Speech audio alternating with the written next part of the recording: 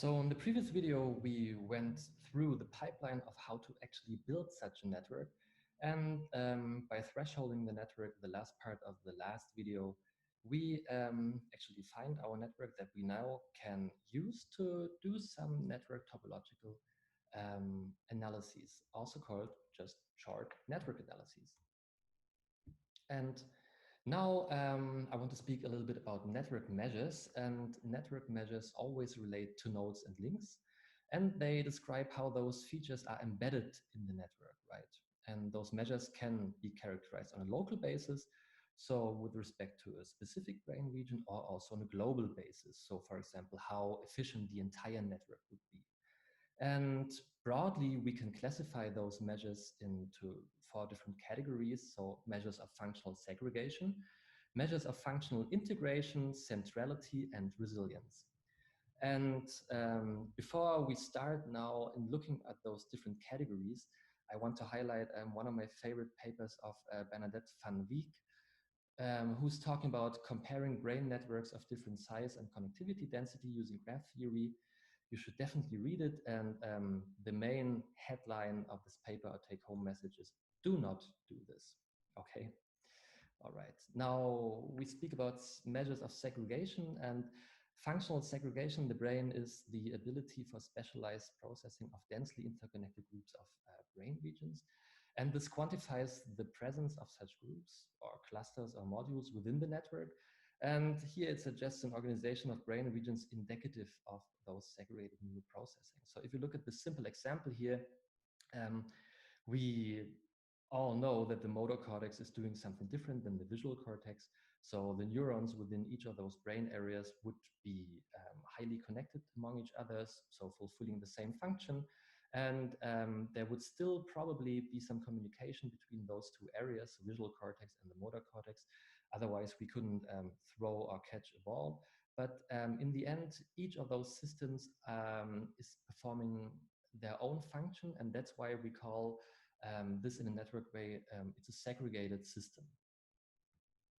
And really simple measures of segregation are based on the number of triangles here in the network, whereas a high number of triangles may actually imply segregation. One of the most famous examples is the clustering coefficient, which is a measure of local connectedness, basically measuring the proportion of how many nearest neighbors of one node are connected to each other as well. And here, all nodes of node A are neighbors of this one, which are connected to this one. And we can basically calculate the local clustering coefficient for this node by simply counting of how many connections between its neighbors exist relative to the number of possible connections that could exist. And this would be here, 4 connections actually exist by the number of potential connections, which are 10. So a clustering coefficient of 0.4 this node would get. And now I want to give you some examples so that it's not just too arbitrary and theoretical. And I don't want to give you the most recent examples, but rather do kind of a history tour of one of the first findings who actually used those measures to show something important in the literature. So here, Supercar and colleagues already in 2008 and plus computational biology, they examined Alzheimer's disease. And as you know, Alzheimer's disease is a neurodegenerative disease, so where there's a degeneration of connections or in the brain. And obviously this also takes part in the hippocampus because people forget something, so it has to do something with memory consolidation and also recruitment. And what they see here is across the range of thresholds, and I take my mouse now, here those are absolute thresholds, the threshold range is really low. There's not really a difference, but in the specific threshold range, which is of interest here, we see out of a sudden that control participants have a higher local clustering of the hippocampus as compared to Alzheimer's disease patients. And here it's just too high, the threshold, so there's probably fragmentation of the networks. And they examine this in the right and in the left hippocampus.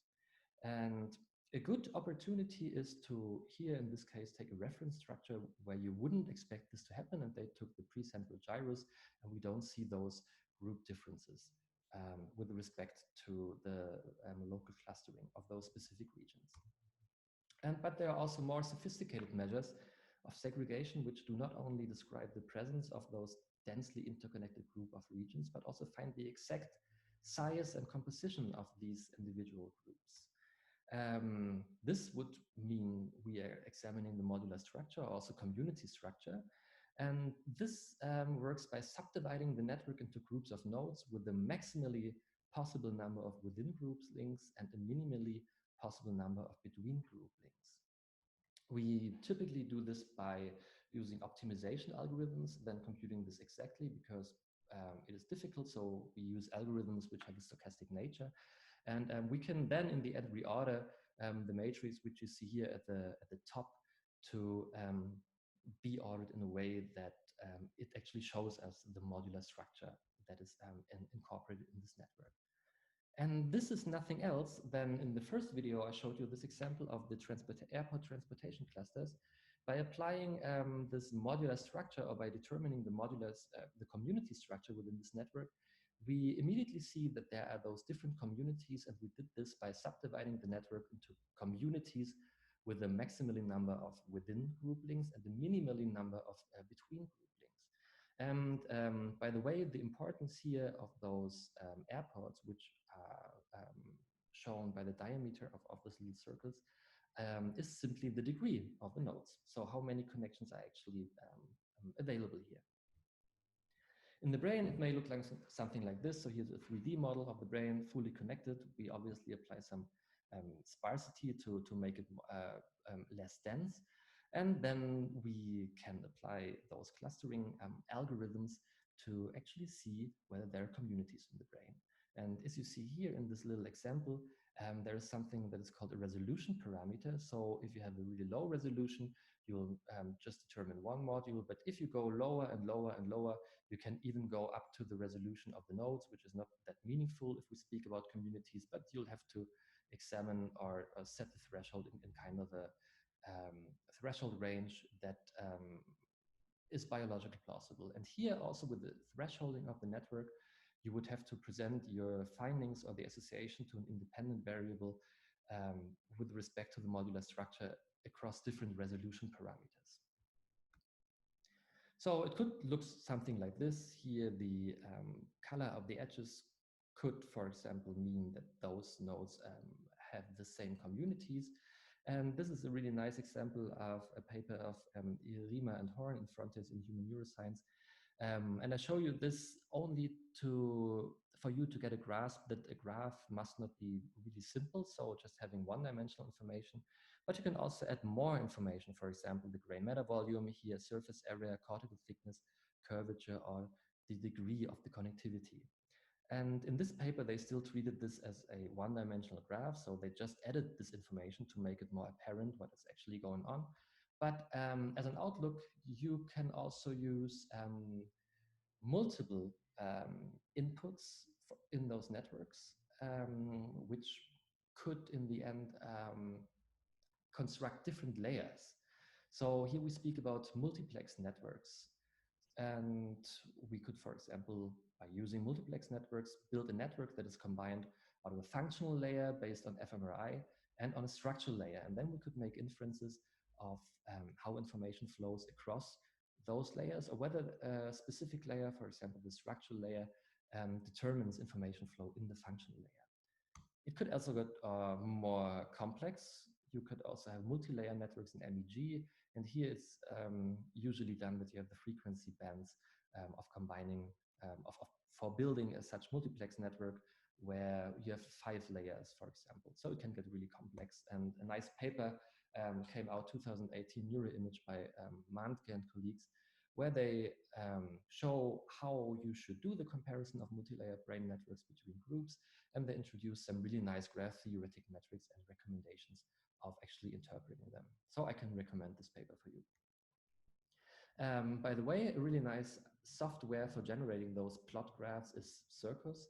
And of course, it's not the only software available. There are also other packages like the Circleize package in Python, which I also used for some of my publications.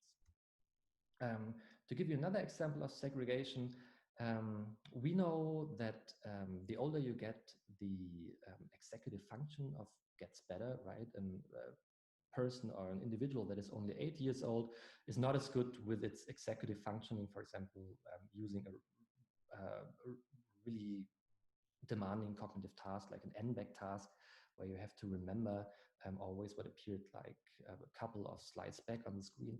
But a 22-year-old subject is better in this. And those people here, Baum et al. In 2017, Current Biology, they use structural networks, and they found that the older you get, there is an increase in the modularity. So we can quantify this by Q, which is a quality measure of how modular the network is. And we see that with the neurodevelopment by age, executive function is getting stronger, and modular segregation is also getting stronger. And in a really nice mediation model, they then eventually show that this association between age and executive function can, to a huge degree, be explained by the amount of modular segregation in the brain. Just to give you another example from Brown and colleagues in 2015, we wouldn't always have to do this on a stationary basis, so only having one network, but we could also look at how the network changes over time. And here they had an n-back task where, as I just said, people have to remember what they saw or which specific number they saw on a couple of screens back, and then have to press this respective number. And you always have a zero back condition in the task where you just press what you see, and then you have a two back condition where you press what you saw two screens back, and you can categorize the entire time series according to this. Then you can apply some sliding windows, construct different matrices for this.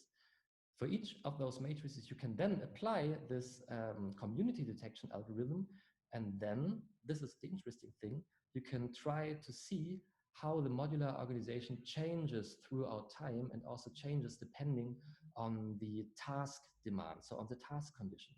And what they found out is that individuals with a greater network reconfiguration in the frontal cortices, you can measure this by network flexibility, they showed enhanced memory performance and also scored higher on neuropsychological tests, which challenge those cognitive flexibility measures.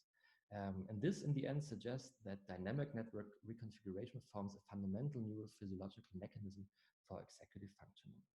And as you see, this is not only talking about segregation, so how modules are defined, but it's also talking about how nodes switch between those modules and make information transfer between those modules possible in terms of integrating information throughout different modules. This brings us to the next category, which is the integration.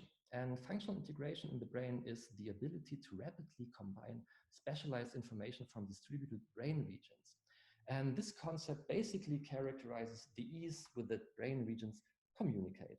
So this is commonly based on a path, and path in terms of network theory are sequences of links between distinct nodes, which represent potential routes of information flow between any pairs of regions. And this is nothing different in the end than this little example that I showed you in the first video of the Euler tour, where you want to find the shortest path of going through the entire city with only crossing one bridge once.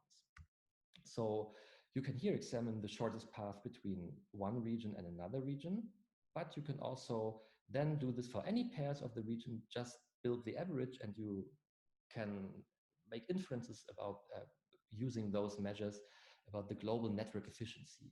And a network would be really efficient is if it has an overall short path length. So the information from one node to another could flow from any node to any different node on the shortest path possible. To give you an example, one of the first most influential that I think comes from Van den Heuvel in Journal of Neuroscience 2009, and they showed that individuals who have a higher IQ, so smarter individuals, actually have a shorter path length, so more efficient brains. You see this here with the lower lambda, which is basically the path length. And they did this in a subject or in a sample with 20 subjects. Back in the time, this was probably already a lot because they didn't do it just with the atlas parcellation, but they used a voxel-wise parcellation. So this was probably really demanding computationally wise. So I would explain this, the small sample with this. Here with the T, you see they only examined this probably because it was so computationally expensive on two network thresholds. And we set out to replicate this now recently in the large HCP sample, so the Human Connectome Project sample with over 1,000 subjects.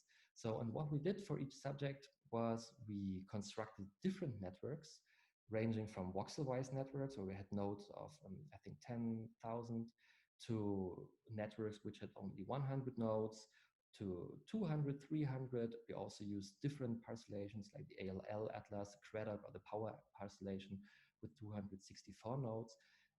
For each subject, essentially, we constructed one of those networks.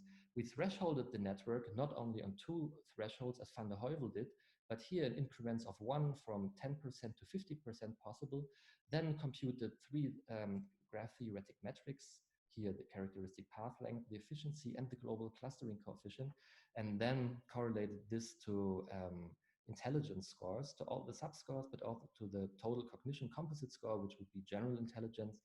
And we couldn't replicate this finding of van der Heuvel. So here you see the association. It is all in a small, really small range of correlation to 0.05, and it would have to traverse this little dotted line to actually be significant. So I'm just showing you this, that also with what I showed you in the first video, you should be able to judge what you see in different publications based on the applied methodology, for example, that different kind of network parcellations are computed for the subjects, and also different kind of network thresholds are provided for each subject, and the association to the independent variable is shown there.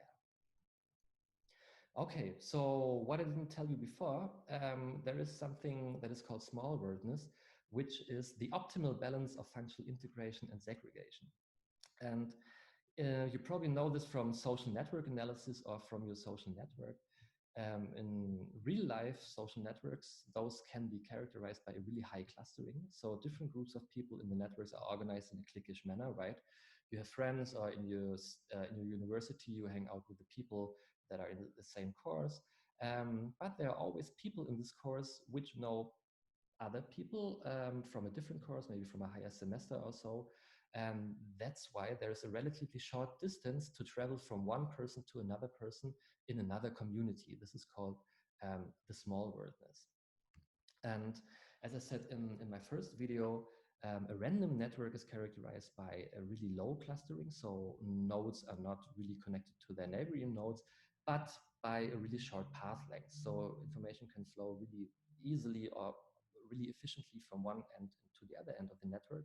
And a small world network, as comparison to a random network, is characterized by also a short path length. So you need this for inferences, because you are determining small worldness always with respect to random networks, but is characterized by a higher clustering, as I explained to you here with the social network.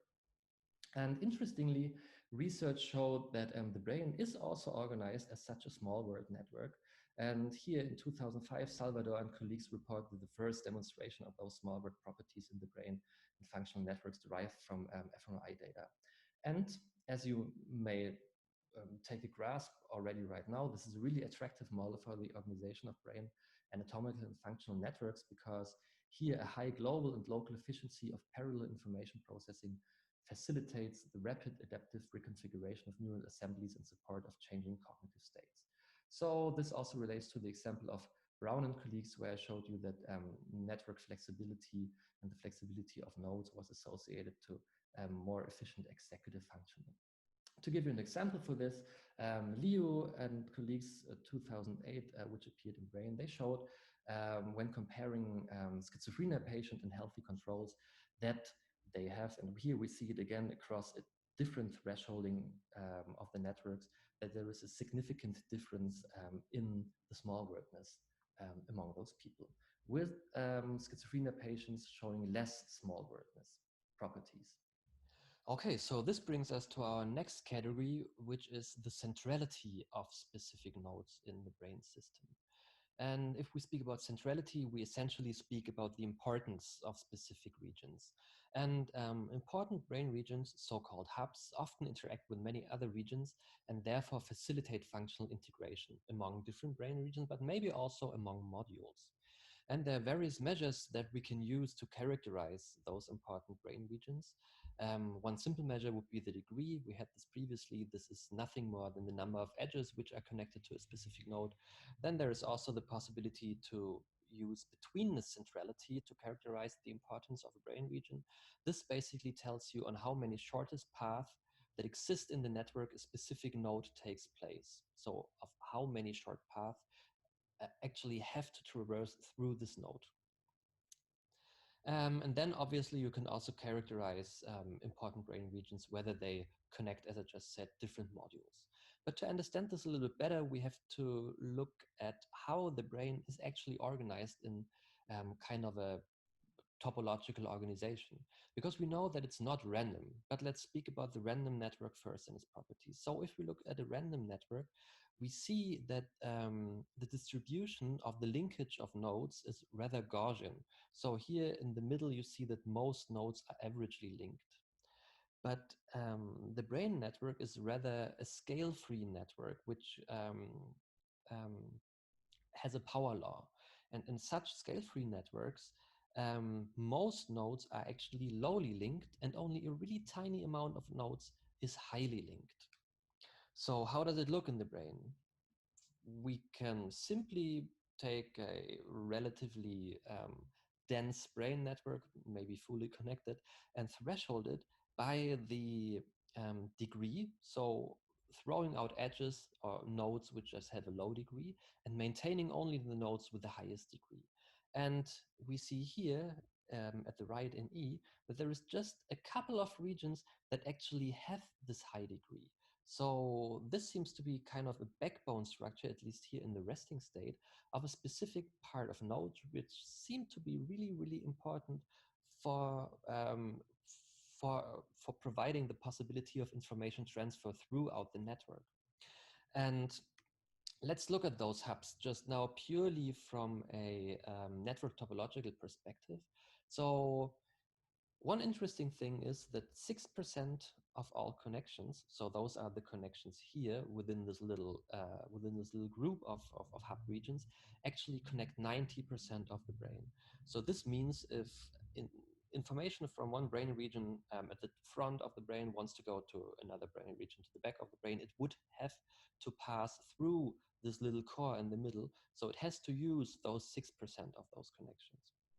And this little core here in the middle of those hubs, they have the highest edge betweenness centrality. I just explained what edge betweenness centrality is.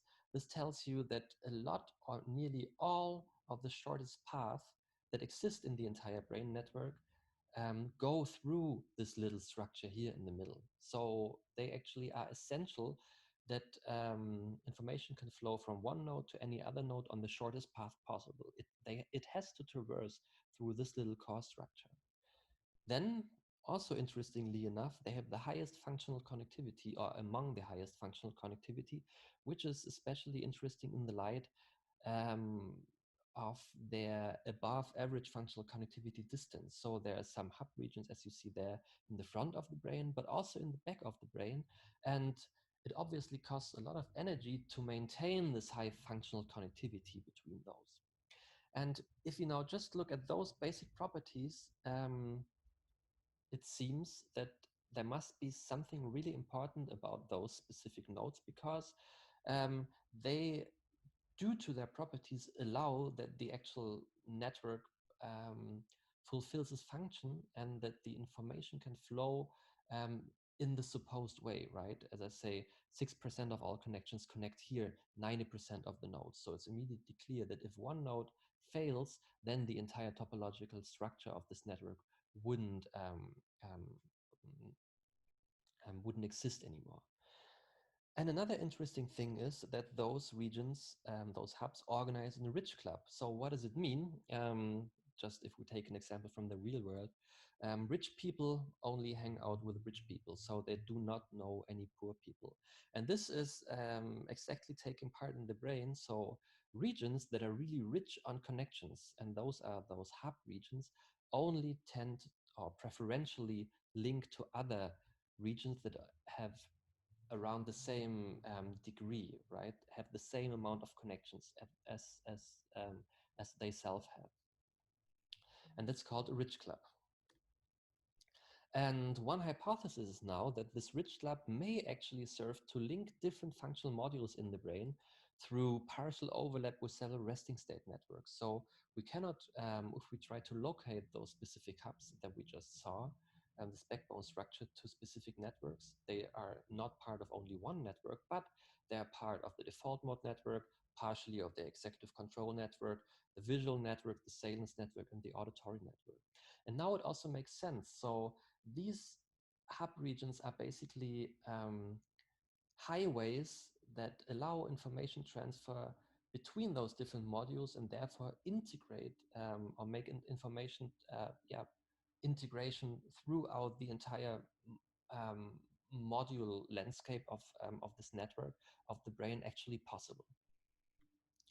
To give you another example for this, here again with schizophrenia patients in a paper from Martin van der Heuvel, they saw that, or they could show that patients with schizophrenia actually have an impaired rich club organization. So those nodes in their brain, they do not tend to follow this rich club regime that's stringent as um, the regions, the hub regions in a healthy brain would do. So there is seems to be something corrupt with the distribution of the importance of those brain regions in this specific patient population. This immediately brings us also, if we talk about hubs, to the topic of resilience, so the last category. And here, as you may know, or as it is obvious, that the anatomical connectivity would influence the capacity of neuropathological lesions to affect the functional brain activity or how the brain network works. For example, here, the extent of functional dysfunction of a stroke would be heavily determined by the affected anatomical region where this takes part. And here you see a really nice picture of a review from Alex Tornito, Andrew Zaleski, and Michael Breakspear that appeared in Nature Reviews Neuroscience, where they talk about hubs and how they could be important for characterizing psychiatric dysfunctions. And here you again see, as previously, there are some modules, and within the modules, there are some nodes which appear with respect to their own module to be more important. So there could be hubs within the entire module, right? Transporting information or making information flow within the module more easy. But most importantly, there are also regions which facilitate information transfer between the modules.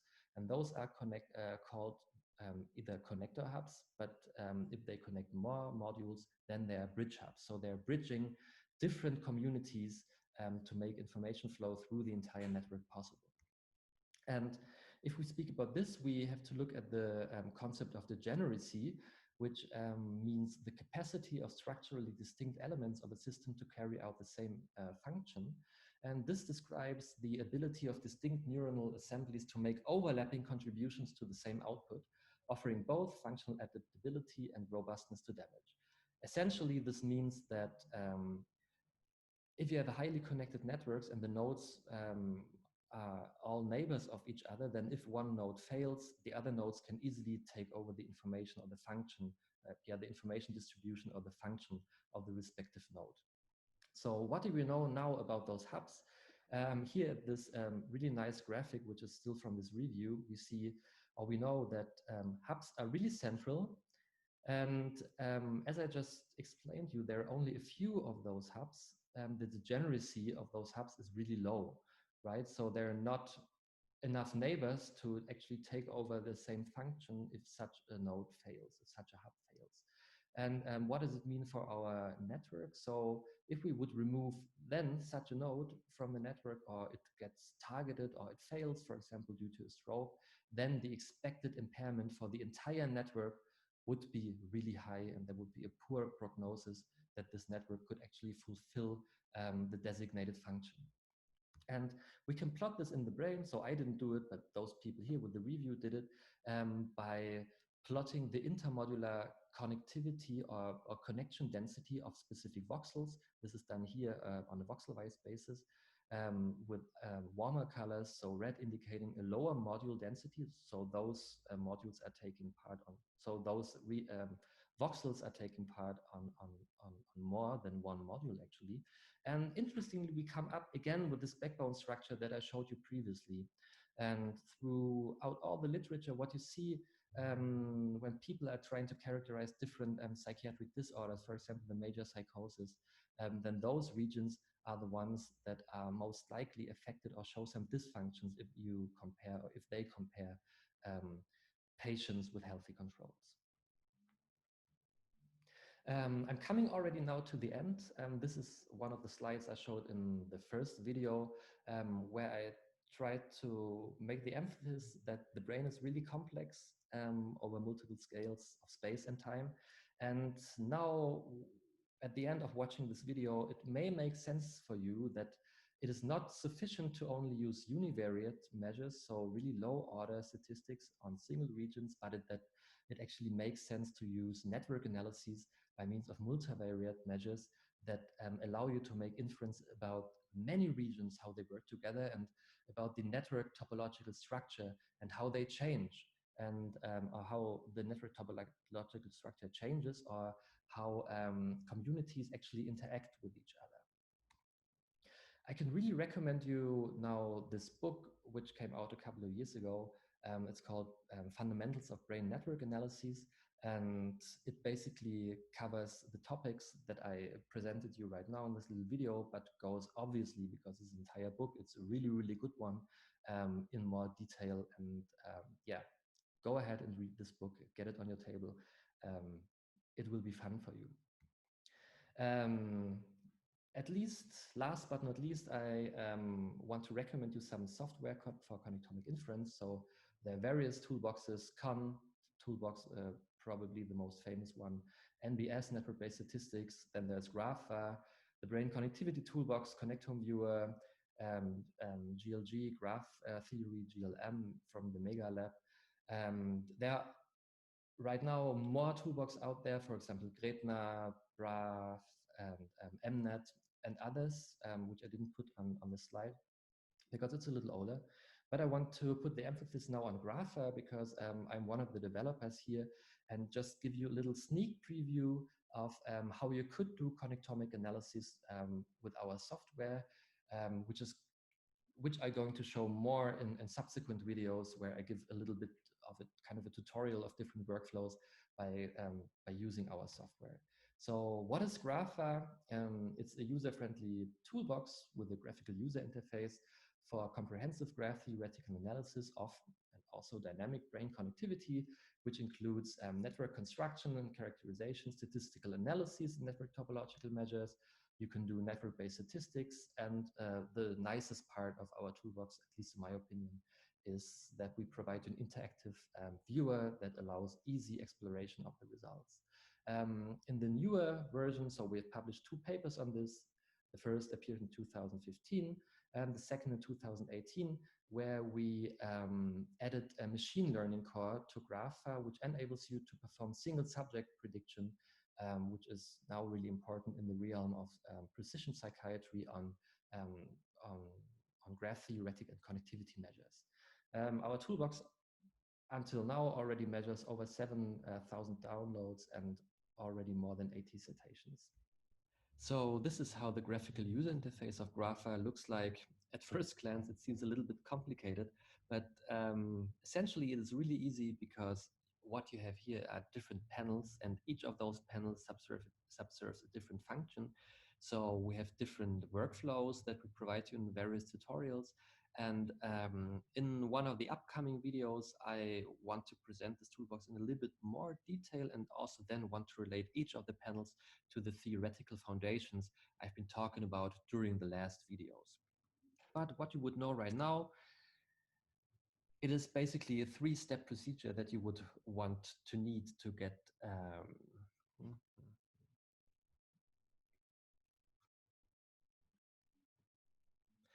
But what do you need right now for getting started? It is really easy, just basically 3 simple steps. You need an Excel sheet where you have your nodes in there, so your brain regions, where you define what your network actually is or consists of. Then second, you load in some individual nodal time series, so those time series that you extracted from the brain regions. You could alternatively also load in pre-calculated connectivity matrices, and then, okay, we can also do dynamic analyses. But then last but not least, it is essentially like an SPSS, so really easy and straightforward. You just need a simple variable sheet with your demographic or your clinical data that then allows you to perform some group level statistical analyses, or also with the newer framework, machine learning. I'm going to show you in the next videos of how this works. But this is just to show you at the end the interactive results viewer that we provide you in GraphVar. And as I said, we put a lot of effort into designing those user experiences, which will make the exploration of your data more easier than only looking at tables, what most other toolboxes currently just provide. Last but not least, I also want to thank the other people that have been developing our toolbox. Most importantly, David, who programmed most of the GraphVar core, Leah, who implemented the GLM, Lina, who helped with implementing various other functions, and Anastasia, most importantly, who was responsible for implementing most of the machine learning framework in our second publication. Okay, thanks for your attention. If you have any questions, just email me if you need guidance with our program. And again, I want to acknowledge that I was able to use some slides of Daniel Bessert and Alex Fonito.